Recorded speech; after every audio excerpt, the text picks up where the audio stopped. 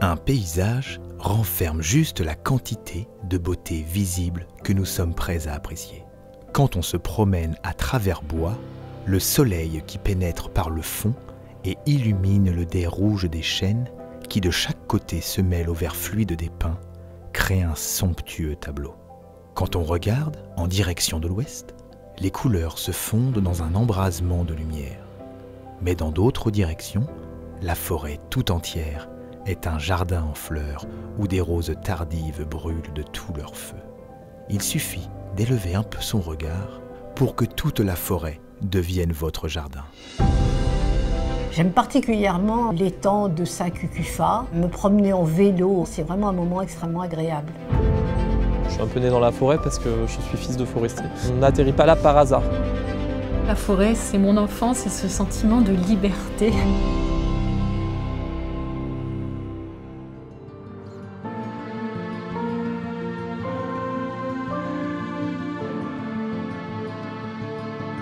Les hommes, eux, de tout temps, ont eu des rapports avec la forêt, puisque la forêt, c'est des ressources pour les hommes.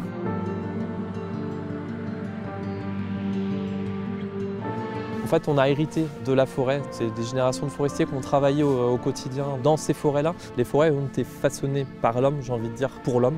On n'a plus de forêts dites naturelles en France, en tout cas. On a toujours l'impression que les forêts appartiennent à tout le monde, mais ce n'est pas le cas. Les 3/4 des forêts en France sont privées. Le reste est public. Mais derrière chaque forêt, il y a un propriétaire.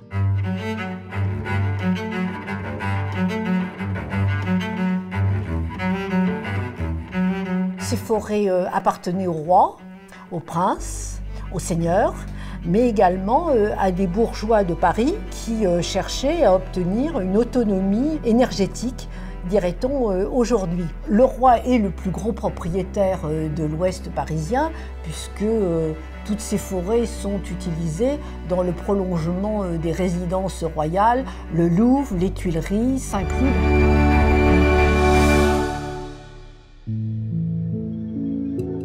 La forêt remplit plusieurs fonctions et fournit des services, on parle de services écosystémiques, qui sont la fourniture de bois, de gibier, des fruits sauvages, des champignons, ou pour les fleuristes, des mousses, des choses comme ça. Il y a aussi les services de protection, et en particulier protection des sols contre l'érosion en montagne, protection de la qualité de l'air et de l'eau aussi, puisque les forêts jouent un rôle d'épurateur pour l'air et pour l'eau. Et puis il y a aussi des services récréatifs ou d'accueil du public. Et bien entendu, la forêt est un lieu idéal pour les activités de plein air ou les activités d'observation de la nature.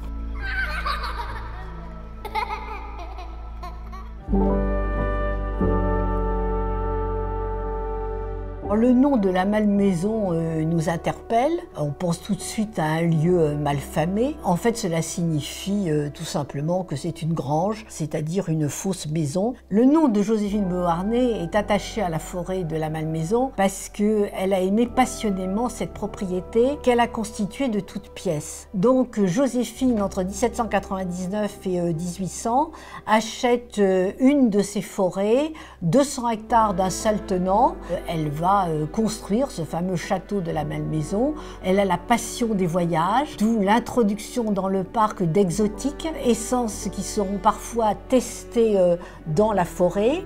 Et c'est ainsi que nous sommes aujourd'hui les bénéficiaires de cette action, puisque nous pouvons nous promener dans la forêt de la Malmaison et admirer naturellement non seulement le château, mais également le parc et la forêt. L'étang de Saint-Cucufa est une création artificielle qui est due aux moines bénédictins à l'extrême fin du XIIe siècle, afin que leur monastère puisse être approvisionné en poissons d'eau douce. La forêt de Fos-Repose est le type même de la forêt de chasse. C'était un des lieux préférés de Louis XV. Et si on l'appelle Fos-Repose, c'est parce que cela renvoie à l'attitude d'un cervidé, essentiellement les cerfs ou les chevreuils, qui, petits futés, au cours de la chasse à courre, réussissaient à attirer les veneurs sur les traces d'un de leurs congénères. Et ils se planquaient pendant ce temps-là dans un buisson en espérant par conséquent échapper à l'issue fatale.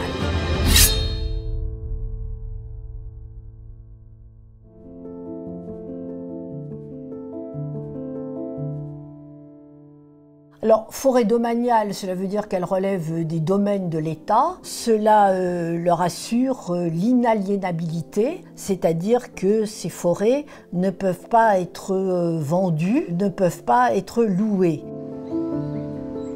Que ce soit l'État, la région, le département, les communes, ce sont des forêts publiques et le seul gestionnaire, c'est l'Office national des forêts. Gérer une forêt, pour les forestiers, c'est d'intervenir pour accueillir le public, sécuriser, faire en sorte que tout se passe bien au quotidien. La forêt n'a pas besoin de l'homme pour vivre, juste l'homme utilise cette forêt pour ses propres besoins, courir, se détendre, profiter de ce milieu, mais également utiliser le bois dans la vie de tous les jours pour se chauffer, pour construire.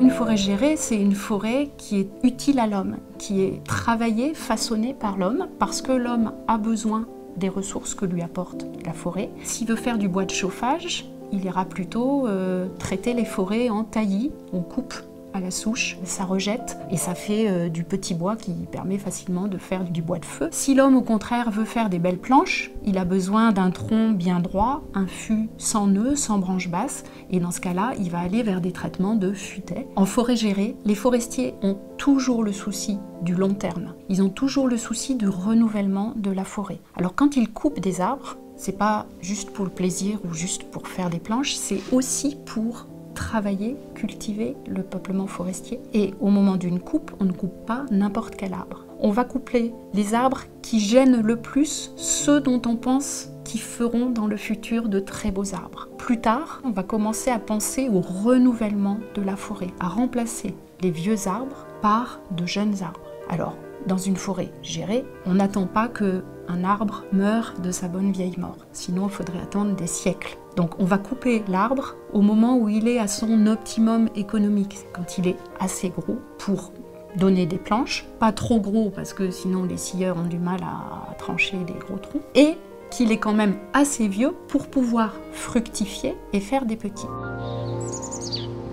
On a cette tradition en sylviculture française de s'appuyer beaucoup sur les processus naturels et de s'inspirer des processus naturels pour gérer nos forêts, pour traiter nos peuplements forestiers.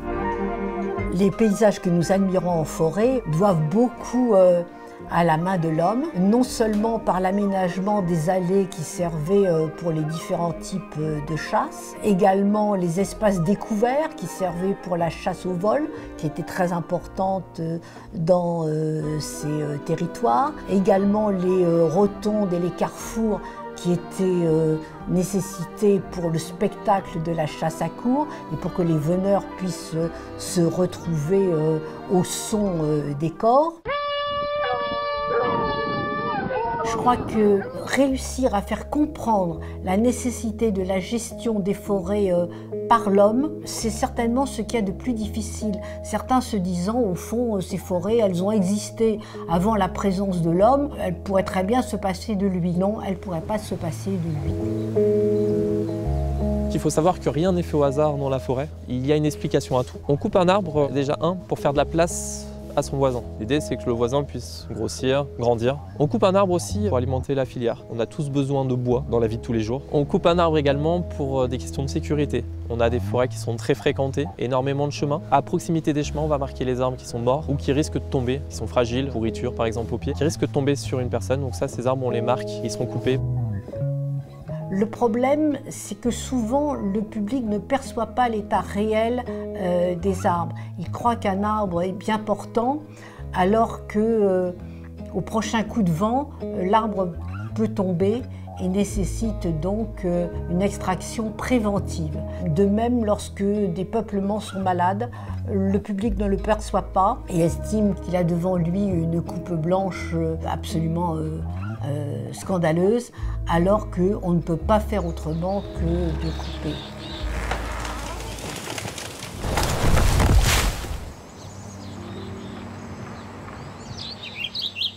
La forêt, c'est un écosystème.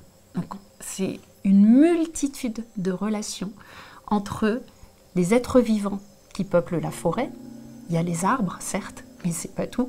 Il y a énormément d'autres formes de vie, depuis les oiseaux jusqu'aux bactéries dans le sol, en passant par les mousses, les lichens, les champignons, les mammifères, les plantes et j'en passe. Quand l'homme intervient en forêt et qu'il a une pratique de coupe, par exemple, par cette pratique, il vient faire ce qu'on appelle une perturbation en écologie. Et à chaque perturbation, il y a une réaction de l'écosystème qui est le fait des relations entre espèces. On coupe un arbre, ça veut dire qu'il y a plus de lumière qui va arriver au sol. Et à ce moment-là, ça veut dire qu'au sol, des plantes vont pouvoir pousser plus haut.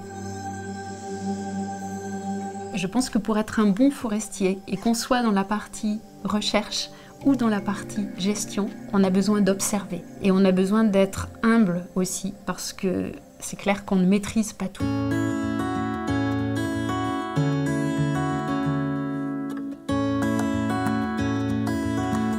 Les forêts d'aujourd'hui ont plusieurs fonctions, mais dans l'Île-de-France, où la densité de la population est très forte, où la demande des citadins est extrêmement puissante, la fonction d'accueil prime sur toutes les autres, c'est-à-dire aussi bien sur la protection des sites que sur la production de bois.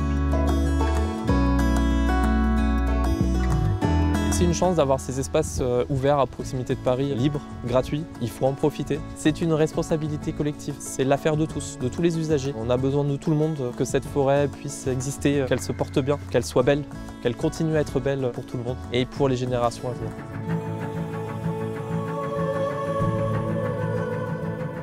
Au fil des ans, des études et des observations, on acquiert de plus en plus de connaissances sur les forêts. Et pourtant, on est loin de tout savoir. Je dirais que rien n'est jamais acquis, parce qu'en fait, l'environnement, il évolue aussi. Les forestiers sont soucieux des changements actuels, et en particulier des changements liés au climat. Face aux changements climatiques qu'on connaît actuellement, les forêts ont un grand rôle à jouer. Sont à même de stocker le carbone, puisque les arbres, la photosynthèse, prennent le carbone atmosphérique. Un arbre en soi, c'est un stock de carbone sur pied, durable. Les sols forestiers sont aussi un stock de carbone très important en forêt. Donc les forêts sont capables de stocker du carbone de manière active et de conserver un stock passif de carbone aussi. On va respirer le bon air de la forêt et observer aussi, s'émerveiller, parce qu'en forêt, on est toujours prêt à rencontrer un animal par-ci, un papillon par-là, à entendre un oiseau ou à observer des plantes, des arbres différents. Il faut savoir mettre les bonnes lunettes et il faut savoir parfois sortir la loupe de sa poche pour observer la diversité des espèces et des formes de vie. La diversité biologique, ça fait partie aussi de notre patrimoine culturel.